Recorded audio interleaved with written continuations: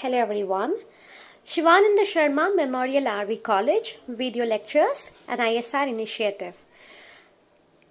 SSMRV College is one of the premier institutions run by the prestigious RV group of institutions has come up with this unique initiative to engage students at the time of this unforeseen medical emergency caused by corona outbreak.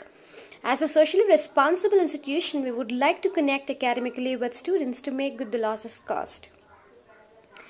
In this connection, Lavanya BK of Department of Business Administration has posted a video on the subject organizational behavior and the topic team dynamics. Please watch the video till the end and like, share with your peer groups and subscribe to our YouTube channel. Thank you.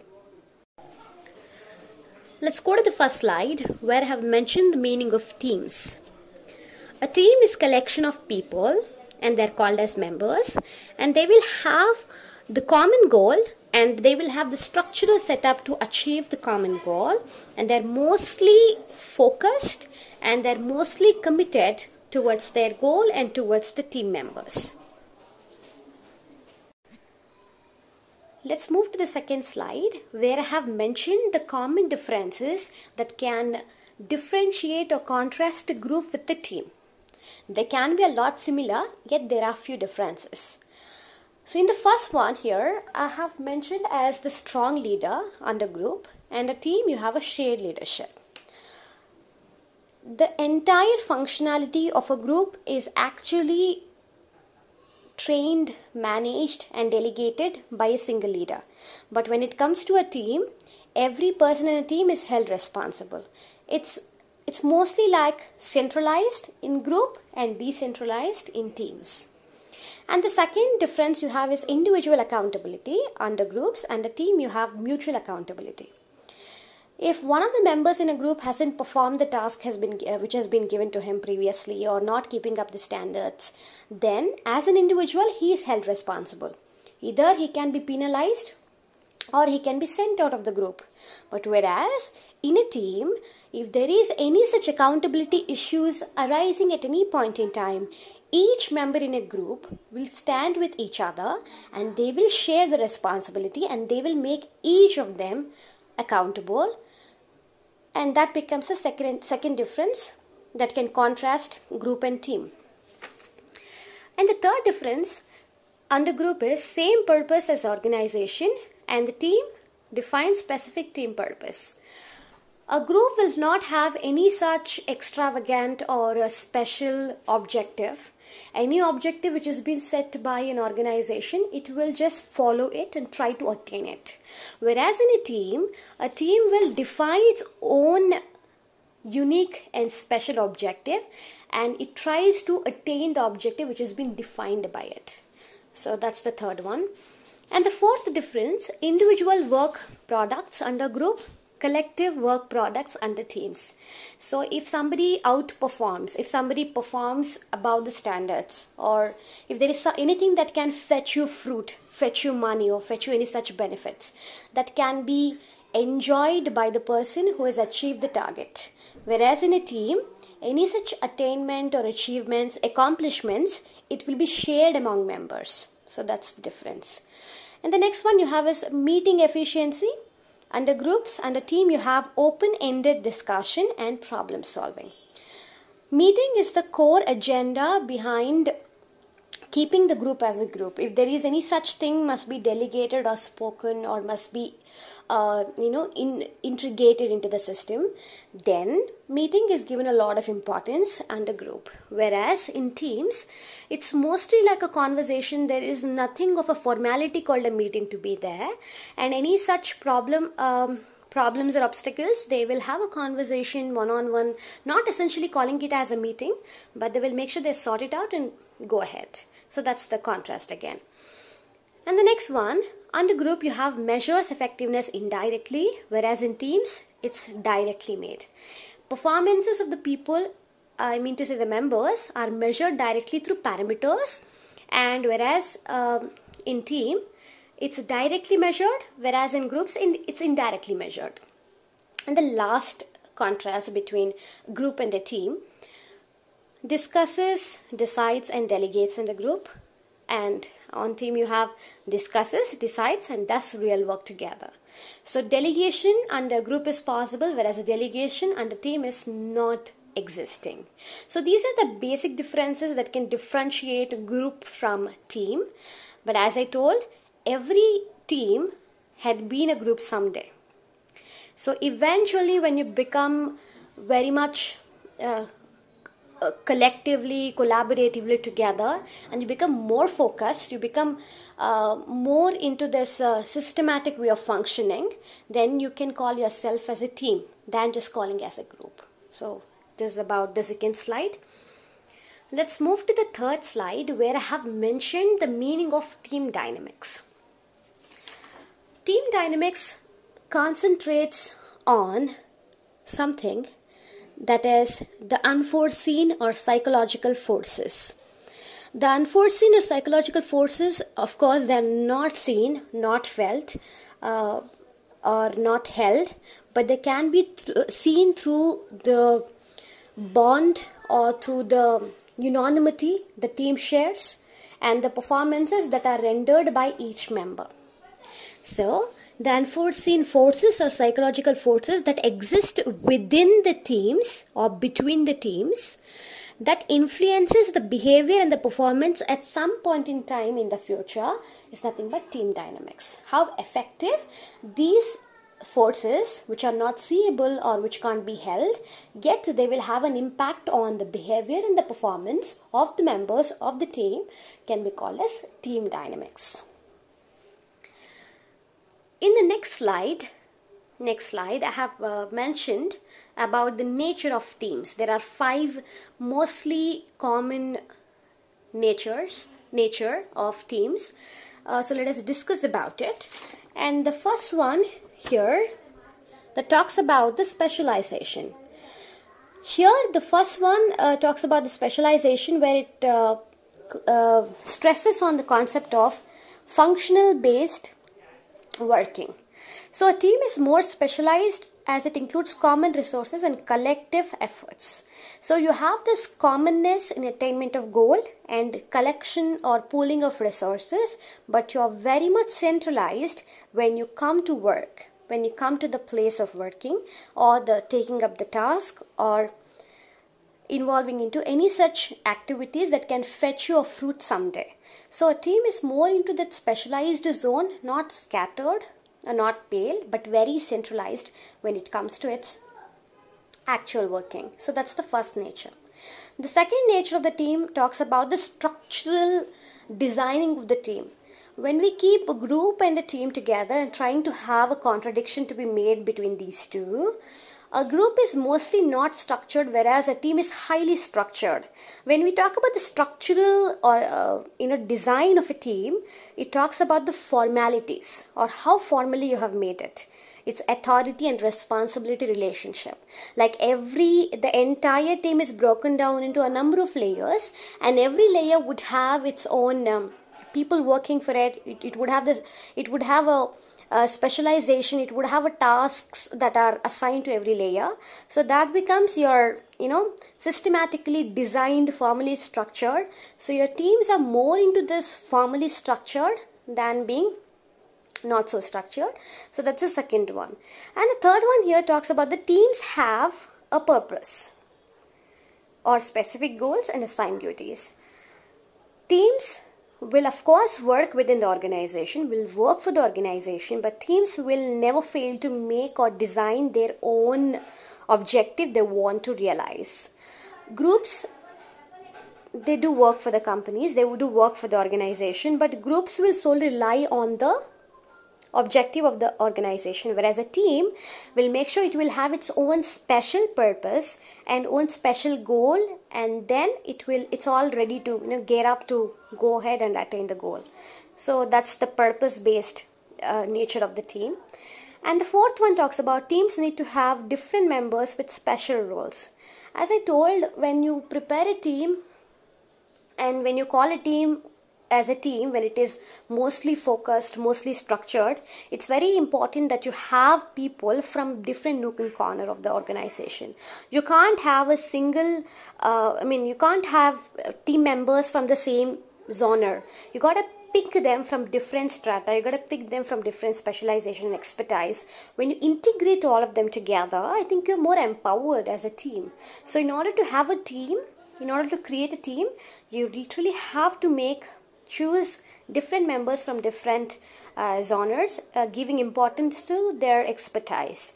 And fifth one, a team must have individuals with common objective to achieve. Of course, I think at the end, everything just boils down to one thing, that is commonness, that is unanimity. Let it be a group or a team. One thing that binds them all together is the common objective, to be together firstly, to represent themselves as a team, and to achieve the goal or the objective that has made them to be existing as a team today. So this sums up the nature of teams. Let us go to the next slide, where 8 C's for team building I have mentioned here. We have 8, that is clear expectations, commitment, competence, control, collaboration, communication, creativity, coordination. Let's understand what each of these 8 stands for. The first one here is clear expectations. Expectation is basically by the managers, probably let us assume it that way, where the managers expect their members or the people working under him to work well, to report at the times of reporting, and to be more accountable to them. It's because ultimately resources of any sort, it can be people, time, money, or any resources for that matter, is very precious. You can't take any of these lightly. So when you take a lot of risk in fetching each of the resources, whether they are costly or whether they are inexpensive, to be available at the time of the requirement, you literally have to make each of the resources accountable. So in that case, make sure that as a manager, you communicate what are the expectations that you have from each of these resources. And when you communicate them, they will have a clarity. So in that way, in order to build a stronger team, in order to have that committed, fierce team, you got to have expectations, and never forget to communicate what are your expectations to the people or time or any factor for that matter. And the second C here talks about the commitment. Commitment is something that evolves, happens, blossoms over a time. Maybe in order to make somebody committed, you gotta give some time. Cohesiveness, in the previous video, I have spoken about cohesiveness, where it talks about the likeliness, it talks about the bonding, it talks about the togetherness. And commitment comes from cohesiveness. Only when you feel that you belong, only when you feel that you have that strong feeling about caring somebody, caring your colleagues, caring your workplace, you become more committed. So commitment or having cohesiveness or being accountable is a general thing. It's a general feeling. When you become an employee, eventually when you become a team member of a particular team, you feel that you belong there. And that commitment will always keep you sticking around the team or being with them. So that is one of those 8 important C's that actually make your team as a strong team. So that is commitment. And the third one talks about competence. Competence here can be knowledge, skill, resource, or any sort of that strengths that you have, or the supporting system that you have, that actually gives you an edge to go forward and work together and make sure that your goal is attained. So in order to build a stronger team, you certainly require this competence of any sort. And the fourth one you have is control. So control here is defined, or can be defined as this review system. It's not just that you hold over to somebody, your member's collar, and tell that you're supposed to do this, you're not supposed to do that. It's not being too rigid or too strict or snatching away their liberty. Controlling is basically telling them their territory and giving them the resources required and giving them the liberty to some extent and expecting them to abide by the rules. At the same time, make sure that they know that you're seeing them, and make sure that they are followed up, frequently, and that can be a smooth way of having a control over them. The more controlled your team, suppose I'm a team lead and I have my team people working under me, the more controlled they are, or the more control that I exercise over them, the better for the team. So in that way, control is also one of the important factors, or one of the important ingredients for enhancing your team building. And the next one you have is collaboration. Collaboration may start with your team leader, may start with the team member, or let me start with any of the people who are directly or indirectly associated with the team. So collaboration will always make things better. When you are working as an individual and when you can work as a team, there is a difference. I think things can be achieved at a faster pace, and productivity can be accelerated, and the greatest of ideas can be invented, it can be collaborated and made something better. So in order to have or stand as a strong team, you first always have this thing of collaborating, integrating. So that becomes one of the C's, important C's. And next you have is communication, which talks about clarifying, which talks about clearing the air or clearing the vacuum, making a platform. Everything is made because there must be a free flow of communication. There must be a free flow of either talking or receiving. Just the sender is not enough. You must be having a recipient there. Just not talking and talking forever is not sufficient. You must have somebody to tell where you're going wrong, where you are lacking, and what can be made better. So in that way, feedback also becomes important. So taking all the possible ways of communication, how you can make, as I told, clearing the air between a member to a member, team leader to a person, let it be anything. I think clarifying and making it free flow of movement of communication is one of the most important factors that can enhance your team building. And next you have is creativity. Creativity is always about out of the box way of thinking or channelizing, trying to do something or invent something that not done by anybody. It always stands for uniqueness. It always stands for outstandingness. So in that way, creativity is about generating new ideas or inventing new ways of doing things. So if you want to stay in the market, if you want to serve the people, if you want to enhance your brand, doing the same thing, doing the mundane things over a time, I think it will just turn off everybody. It can be your customers, it can be your employees, it can be your shareholders, let be any of the stakeholders for that matter. So it's always good that at regular intervals you come up with your own idea, come up with your own uniqueness of representing yourself. It can be a slight thing that you can do, but it will for sure have a remark. It will for sure have a significance appealing. So in that way, creativity is also one of the very important things that can enhance your team building. And you have the last one that talks about coordination. In coordination, it can be members to members coordinating, or team and teams coordinating, or organization to the other organization coordinating. Basically, coordination is for coherence. It's for peace, it's for harmony. So more coordination, more cooperation, less frictions, less misunderstandings. So you can spend your time mostly on the qualitative side of your things, so that you can avoid a lot of problems and save a lot of time that you can better channelize into something that is very important. So that's coordination. So all these 8 put together will, at any time given, will make you to enhance your team building. So those are the 8 C's of team building. Let's move to the last slide, where I have mentioned about the types of teams. 5 types: project teams, functional teams, cross-functional teams, matrix teams, and control teams. So the project teams are collection of members to a team who can be either experienced members or inexperienced members or novice.